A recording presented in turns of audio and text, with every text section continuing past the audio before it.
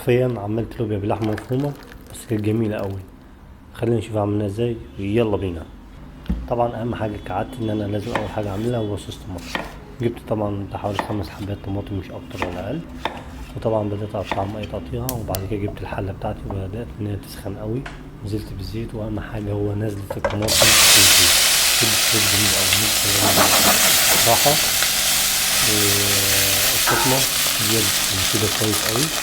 الطماطم بعد كده طلعنا الموضوع كده غطيت على طول. بعد كده بدأت إن أقطع الحاجة على نص طماطم جاهز عندي. وجبت بصلاية بس، وبعد كده بقية الحاجة جاهزة عندي شوية لوبيا طبعا نوعين بقالهم يوم، صفيتهم كويس جدا. وطبعا كان عندي معلقة لحمة مفرومة. إيه، زي ما انتوا شايفين كده واخد نص تعصيجة. والثوم برضو كان جاهز عندي، والطماطم كمان خلاص استوت. جبت البصلاية نفس الحلة كان فيها صوص طماطم، نزلت بيها خليت تاخد نص تحميرة كده. بعد كده نزلت بالثوم اللي هي معلقة الثوم. بدأت إن أنا أقلبها تقليبة كويس لحد ما الثوم بتاعي يبدأ ياخد لون محمري كويس. كده نزلت بنص التوابل، هي كزبرة، سنة فلفل أسود، ورقة اللورا. بدأت إن أنا أقلب ده كله. بعد كده بعد ما قلبت ده كله كان الصوص طماطم مضرب عندي. وجاي نازل بصوص طماطم. والصوت كان حلو، والريحة كانت حلوة، والطعم كان حلو، كان كل حاجة حلوة يا جماعة بصراحة. كانت عليكم كان تسلم عالي أوي. بعد كده اديت لها تقليبة. وبعد كده نزلت نص معلقة سكر أو ربع معلقة سكر عشان تضيع الحموضة من الصوص طماطم. وبعد كده نزلت على طول معلقة ملح، أو الملح على حسب الرغبة، عايزه حادق عايزه عادي على حسب رغبتك انت. بعد كده نزلت بمقلة اللحمة عشان تظبط مع الكلام، طبعا مش هضحك عليكم. وطبعا بعد ما ده كله رحت جاي نازل باللوبيا، صفيتها كويس أوي من المية. وكان بعد ما جبت شوية مية في قلب الطبق. بعد كده خليتها غطيتها وخليتها تاخد غلوة حلوة قوي، وهي خلاص داخلة على السوا.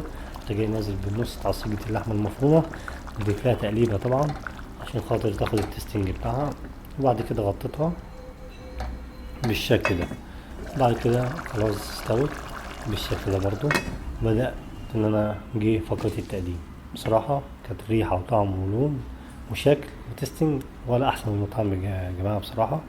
اتمنى الفيديو يكون عجبكم، ومستني طبعا اقتراحاتكم ورأيكم على قناة اليوتيوب رامي سعد محمود. مستني اي حد عايز يقول اي تعليق، انا معاك في اي وقت ان شاء الله. اتمنى ان تكون الحلقة عجبتكم. اشوفكم في حلقة جديدة ان شاء الله.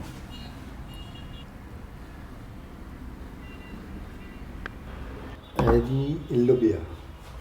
طبعا مش هضحك عليكم، اللوبيا كانت جميل قوي. ريحتها حلوه. آه كمان اللحمه المفرومه ادت لها طعم كده وحاجه تغيير. هنشوفها دلوقتي هي عامله ازاي.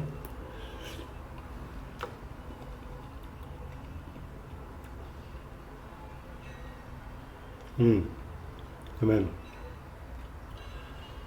آه طعمها حلو قوي. تستنج عالي.